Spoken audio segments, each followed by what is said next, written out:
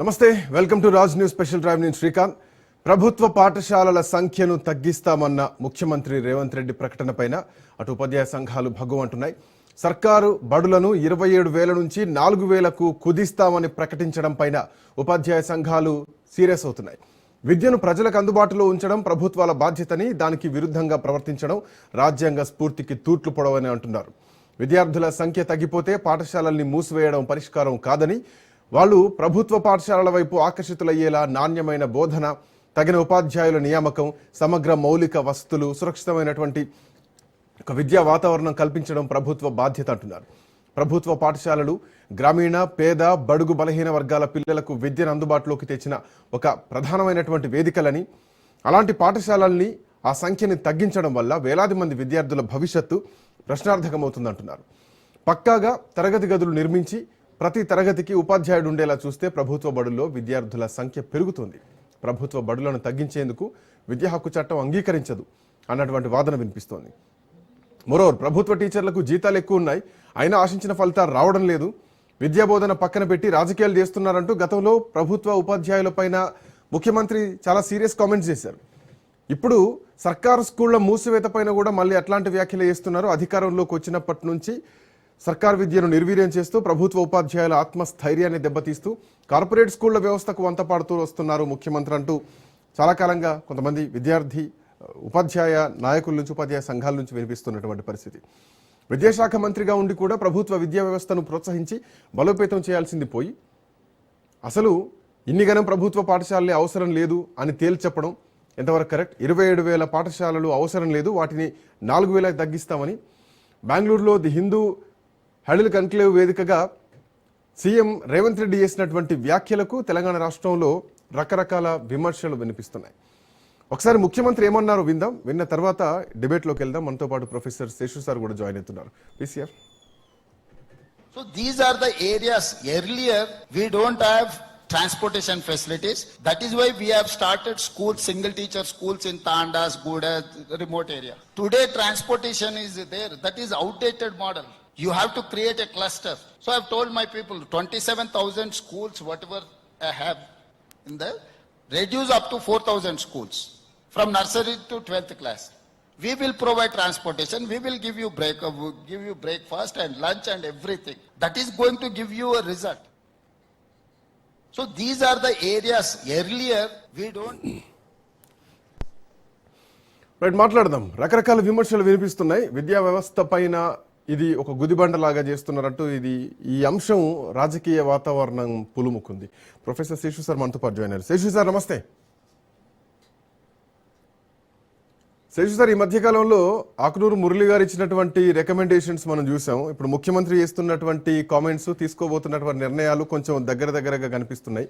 So దీని వల్ల మీలాంటి మేధావులు కొంతమంది అంటున్నారు విద్యా హక్కు చట్టం ప్రకారం ప్రతి గ్రామానికి ఒక స్కూల్ ఉండాలి, సో గ్రామ స్థాయిలో స్కూల్స్ ఉంటే విద్యార్థులకు భవిష్యత్ బాగుంటుందని చెప్పేసి. బట్ ముఖ్యమంత్రి అంటున్నారు అంత అవుట్డేటెడ్ పాలసీ అది. అప్పుడు ట్రాన్స్పోర్టేషన్ లేకుండే, ఇప్పుడు ట్రాన్స్పోర్టేషన్ ఉంది, మేము బ్రేక్ఫాస్ట్ ప్రొవైడ్ చేస్తాం, లంచ్ ప్రొవైడ్ చేస్తాం, నాణ్యమైన విద్య ఇస్తాం అని ముఖ్యమంత్రి మాట్లాడుతున్నటువంటి మాటలు, ఈ రికమెండేషన్స్ ప్లస్ ఆ విద్యా హక్కు చట్టం ఎట్లా చూడొచ్చు సార్? శ్రీకాంత్, ముఖ్యమంత్రి గారు రేవంత్ రెడ్డి గారు ఇటీవల ఒక మీడియా హౌస్ నిర్వహించినటువంటి కాన్క్లేవ్ లో మాట్లాడుతూ తెలంగాణ రాష్ట్రంలో ఉన్నటువంటి ప్రభుత్వ పాఠశాలల సంఖ్యని 75% తగ్గిస్తామని చెప్పారు. ప్రస్తుతం తెలంగాణ రాష్ట్రంలో 24,224 ప్రభుత్వ పాఠశాలలు ఉన్నాయి. వాటిని 4,000కు తగ్గిస్తాము అని చెప్తూ, ఎందుకు తగ్గిస్తామో కూడా తను ఒక థియరీ చెప్పారు. ఏం చెప్పారు అని అంటే, ఒకప్పుడు ట్రాన్స్పోర్ట్ ఫెసిలిటీస్ లేవు కాబట్టి సింగిల్ టీచర్స్ స్కూల్స్ ని తాండాల్లోనూ గూడాలలోనూ ఏర్పాటు చేశాము.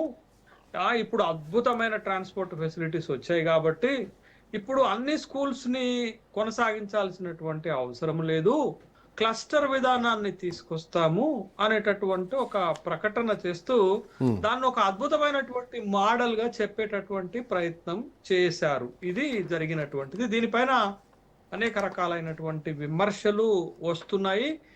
ముఖ్యంగా ముఖ్యమంత్రి మాత్రమే కాదు, ఎడ్యుకేషన్ ఈ మినిస్టర్ ఆల్సో. రాష్ట్రానికి విద్యాశాఖ మంత్రి కూడా కదా. కాబట్టి ముఖ్యమంత్రి గారు ఇలాంటి ప్రకటన చేయవచ్చా అనేటటువంటి అంశం పైన చర్చ జరుగుతుంది. నిజంగా పరిస్థితి అలా ఉందా తెలంగాణ రాష్ట్రంలో అనే అంశం పైన కూడా ఒక సెక్షన్ ఆఫ్ పీపుల్ నుండి, ఒక ఇంటలెక్చువల్ పీపుల్ నుండి, ఆ వర్గాల నుండి కూడా దీనిపైన కొన్ని విమర్శలు కూడా వస్తున్నాయి. అయితే ఇక్కడ మనం గమనించాల్సింది ఏంటంటే, ఏ రాష్ట్రంలోనైనా ఏ దేశంలోనైనా రెండు ప్రధానమైనటువంటి వ్యవస్థలు ఉంటాయి. ఒకటి విద్యా వ్యవస్థ, రెండోది ఆరోగ్య వ్యవస్థ. ఈ రెండింటిని ప్రజలు ఏం కోరుకుంటారంటే ప్రక్షాళన చేయాలని కోరుకుంటారు, బలోపేతం చేయాలని కోరుకుంటారు, రిఫార్మ్స్ చేయాలని కోరుకుంటారు, స్ట్రెంగ్తన్ చేయాలని కోరుకుంటారు. బట్ అది జరుగుతుందా లేదా అనేటటువంటి అంశాన్ని ఇక్కడ మనం చూద్దాం. అయితే శ్రీకాంత్, తెలంగాణ అనంలోనే మనకి తెలంగాణలో ఉద్యమం గుర్తొస్తుంది కదా, తెలంగాణ రాష్ట్రం కోసం జరిగిన ఉద్యమం గుర్తొస్తుంది కదా. అయితే తెలంగాణ రాష్ట్ర ఉద్యమం జరుగుతున్నప్పుడు ఉద్యమ నాయకత్వం ఒక మాట చెప్పింది. ఏం చెప్పిందంటే, ఈ ప్రాంతము విద్యలో వెనకబడి ఉన్నది కాబట్టి తెలంగాణ రాష్ట్రం వచ్చిన తర్వాత కేజీ నుండి పీజీ వరకు, ఆనాడు ఉద్యమ నాయకత్వం ఇచ్చిన హామీని గుర్తు చేస్తున్నాను శ్రీకాంత్, కేజీ నుండి పీజీ వరకు ఉచిత ఇంగ్లీష్ మీడియం కార్పొరేట్ విద్యను అందిస్తామనే హామీ ఇచ్చారు. అవును. మరి తెలంగాణ రాష్ట్రము ఏర్పాటై 12 సంవత్సరాలు ముగింపు చేసుకొని 13వ సంవత్సరంలోకి అడుగుపెట్టడం ఒక పుష్కర కాలం అవుతుంది. మరి ఉద్యమ నాయకత్వం ఇచ్చిన హామీ నెరవేరిందా అనేటటువంటి ప్రశ్నకు గత ప్రభుత్వము, ఈ ప్రభుత్వము ప్రజలకు సమాధానం చెప్పాల్సినటువంటి అవసరం ఉంది. ఇదైతే 10 ఏళ్లు పరిపాలించినటువంటి గత ప్రభుత్వము అధికారంలోకి వచ్చిన తర్వాత గురుకులాలు పెట్టటము, మన ఊరు మనబడి కార్యక్రమాలతోటే మొత్తం విద్యా వ్యవస్థని ప్రక్షాళన చేసింది అనే ఒక భావన, ఒక ఇల్యూజన్ లో ఆ ప్రభుత్వం ఉండిపోయింది. సరే, దాన్ని వదిలేద్దాం. కొత్త ప్రభుత్వం రేవంత్ రెడ్డి నాయకత్వంలో 30 నెలల క్రితం తెలంగాణలో అధికారంలోకి వచ్చినటువంటి కాంగ్రెస్ ప్రభుత్వము ఎన్నికల మేనిఫెస్టోలో ఒక మాట చెప్పింది. ఏం చెప్పిందనంటే, మేము తెలంగాణలో అధికారంలోకి వస్తే ప్రభుత్వ విద్యను బలోపేతం చేస్తాము, ప్రభుత్వ విద్యకు మేము మా బడ్జెట్ లో 15% నిధులను కేటాయిస్తాము అనేటటువంటి హామీ ఇచ్చింది. మరి 3 బడ్జెట్లు పెట్టారే, 15% నిధులను ఇచ్చారా అనేటటువంటి ఒక ప్రశ్న. తర్వాత ఈ కొత్త ప్రభుత్వం వచ్చిన తర్వాత ఒక నమ్మకం కలిగింది. ఏం నమ్మకం కలిగిందంటే, విద్యాశాఖ ముఖ్యమంత్రి దగ్గరే ఉంచుకోవటంతో ప్రజలకి ఒక నమ్మకం ఏర్పడిందంటే, అసలు తెలంగాణలోనే అతి ముఖ్యమైనటువంటి వ్యక్తి చేతుల్లోనే విద్యా వ్యవస్థ ఉంది కాబట్టి ఖచ్చితంగా విద్యా వ్యవస్థలో మనం అనుకునేటటువంటి సమూలన ప్రక్షాళన, బలోపేతం జరుగుతుంది అనేటటువంటి ఒక నమ్మకం కలిగింది. కానీ ఈ 30 నెలల్లో ఈ ప్రభుత్వము విద్యా వ్యవస్థని బాగు చేయటానికి, ప్రక్షాళన చేయటానికి, స్ట్రెంగ్తెన్ చేయటానికి ఏం చేసింది అనేటటువంటి ప్రశ్న వేసుకుంటే, గత ప్రభుత్వ విధానాలు కొనసాగింపుగానే కనపడింది తప్ప, వాళ్ళేమో గురుకులాలు పెడితే విద్యా వ్యవస్థ ప్రక్షాళన అవుతుంది అనుకున్నారు, వీళ్ళేమో యంగ్ ఇండియా ఇంటిగ్రేటెడ్ స్కూల్స్ పెట్టడమే ఒక అద్భుతమైనటువంటి ప్రయోగంగా వీళ్ళు చెప్పుకుంటూ తిరుగుతున్నారు. ఇది ఉన్నది. అయితే ఈ ప్రభుత్వం వచ్చిన తర్వాత ఒక నమ్మకం కల్పించి ఏర్పాటు చేశారు. ఏంటి తెలుసా? మొదటిసారి తెలంగాణ రాష్ట్రంలో విద్యా వ్యవస్థలో రిఫార్మ్స్ తీసుకురావడానికి విద్యా కమిషన్ ఏర్పాటు చేశారు, అటు రైతు కమిషన్ ఏర్పాటు చేశారు, ఒక ఆశలు కల్పించారు.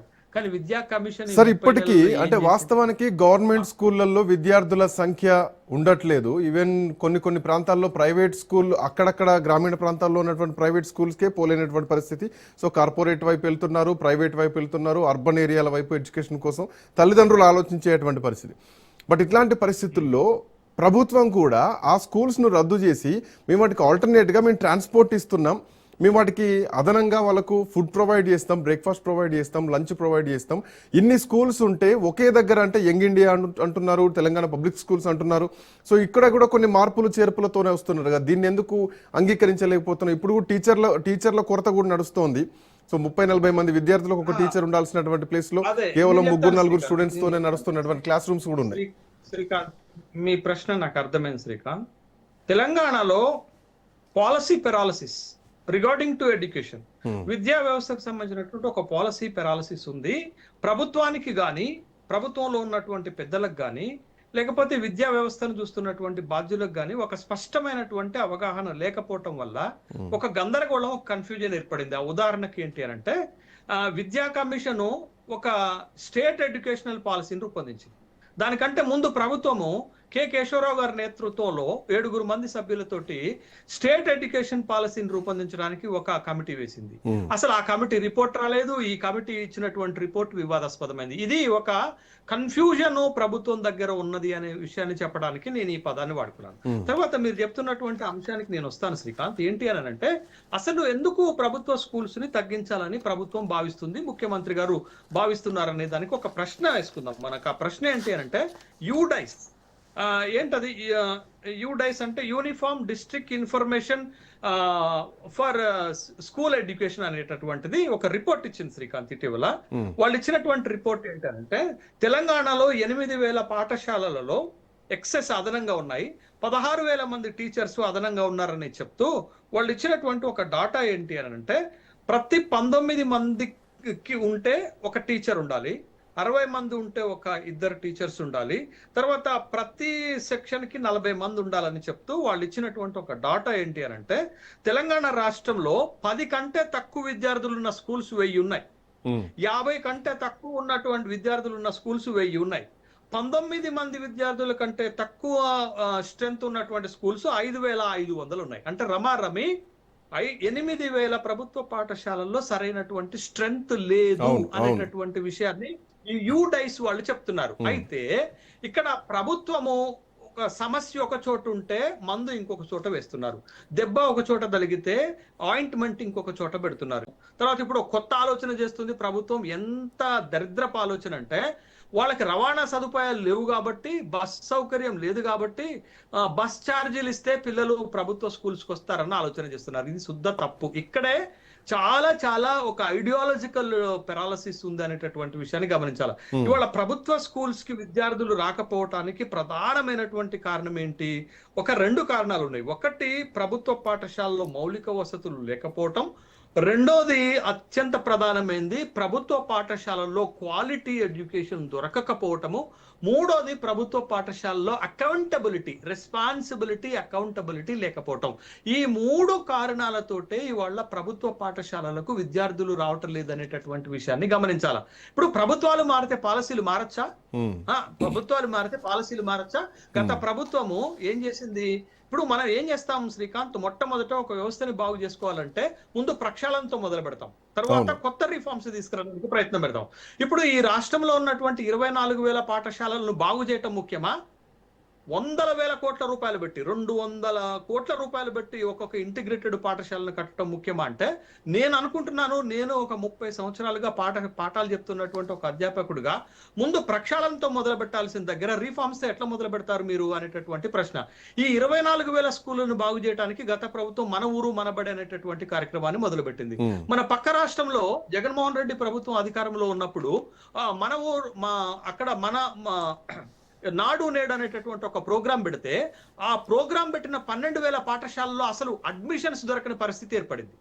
అంటే మనం ఫెసిలిటీస్ కల్పించి ఒక నాణ్యమైనటువంటి విద్యను గనక కల్పిస్తాము అని తల్లిదండ్రులకు భరోసా కల్పిస్తే ప్రభుత్వ పాఠశాలనే మొదటి ఎంపిక చేసుకుంటారు. అది జరుగుతుందా? అది జరగట్లేదు. అందుకని ఇక్కడ తెలంగాణ రాష్ట్రంలో ప్రభుత్వ పాఠశాలలను తగ్గించటం కాదు, రేషనలైజ్ చేయటం కాదు, ప్రభుత్వ పాఠశాలలకి ఎందుకు విద్యార్థులు రావటం లేదు అనేటటువంటి ఒక ప్రశ్న వేసుకొని అక్కడ మౌలిక వసతుల కల్పనని మెరుగుపరచడం ఒకటైతే, రెండోది ఒక నాణ్యమైనటువంటి విద్య ప్రభుత్వ పాఠశాలలో అందుతుంది అని నమ్మకం కల్పించగలిగితే ఖచ్చితంగా విద్యార్థులు ప్రభుత్వ పాఠశాలకు వస్తారు. ఆ పనులు చేయకుండా ఏవేవో అంటే ప్రభుత్వాలకు వచ్చిందే ఆలోచన, ముఖ్యమంత్రి గారికి అనుకున్నదే మంచి అనేటటువంటి విషయం చూస్తే ఎలా? ఒక ఎక్స్పర్ట్ కమిటీ పెట్టారా? మీరు చూడండి, మన పక్క రాష్ట్రం తమిళనాడులో వైద్యనాథన్ అనేటటువంటి ఒక కమిటీ వేసి వాళ్ళు ఒక స్పెషల్ ఎడ్యుకేషన్ పాలసీని తయారు చేసుకొని ఆ పాలసీ ప్రకారం అక్కడ విద్యా వ్యవస్థను బాగు చేసుకోవడానికి ప్రయత్నం చేశారు. మరి ఆ ప్రయత్నం తెలంగాణ రాష్ట్రంలో ఈ 12 సంవత్సరాలు ఎందుకు జరగలేదు, తర్వాత ఈ 30 నెలల్లో ఎందుకు జరగలేదు అనేటటువంటి విషయాన్ని మనం మాట్లాడుకోవాల్సిన అవసరం ఉంది. ఇవాళ ప్రభుత్వ పాఠశాలను రేషనలైజ్ చేయటము, మూసివేయటము, సంఖ్యను తగ్గించటము పరిష్కారం కాదు. సో ఇప్పుడున్నటువంటి ఇప్పుడు ముఖ్యమంత్రి మాటల్ని బట్టి చూస్తే గ్రామానికి ఉన్నటువంటి స్కూల్స్ అన్ని పోతాయి. సో తాండాల్లో కానీ గ్రామాల్లో ఉన్నటువంటి స్కూల్స్ పోతాయి. సో ఇదే ప్రభుత్వ ఆలోచన ప్రకారమా, లేదంటే ఆకునూరు మురళి ఇచ్చినటువంటి రికమెండేషన్స్ని బేరీజ్ వేసుకుంటే మండలానికి ఒక స్కూల్ ఉంటే గనక, సో 100 మండలాల్లో 100 స్కూళ్ళు పెడితే ఒక స్కూల్కు 1500 మంది విద్యార్థులు ఉంటే గనక అది హ్యాండిల్ చేయడం సాధ్యమవుద్దా? అదే నేను ఏమంటున్నాను శ్రీకాంత్, ఇప్పుడు ఒక యంగ్ ఇండియా ఇంటిగ్రేటెడ్ స్కూల్ విధానాన్ని తీసుకొచ్చి మీరు నియోజకవర్గాన్ని ఒక స్కూల్ పెట్టేసి తర్వాత తెలంగాణ పబ్లిక్ స్కూల్స్ అనేటటువంటి ఒక విధానాన్ని తీసుకొచ్చి ఒక మండలానికి 2 మండలాలకు ఒక స్కూల్స్ పెట్టుకొచ్చి అక్కడ వేలాది మంది విద్యార్థులకు అకామిడేషన్ కల్పిస్తే మెయింటెనెన్స్ ప్రాబ్లం అవుతుంది, మీరు అకామిడేట్ చేయటం ప్రాబ్లం అవుతుంది, కోఆర్డినేట్ చేయటం ప్రాబ్లం అవుతుంది. మీరు ఒక స్కూల్ని ఒక గ్రామానికి ఉన్న ఒక పాఠశాలనే సమర్థవంతంగా నడపలేనటువంటి వాళ్ళు, మీ ఇన్ఎఫిషియన్సీని చూపించుకున్నటువంటి వాళ్ళు మొత్తం ఇంత పెద్ద వ్యవస్థని ఆర్గనైజ్ చేస్తారంటే ఎట్లా అవుతుంది?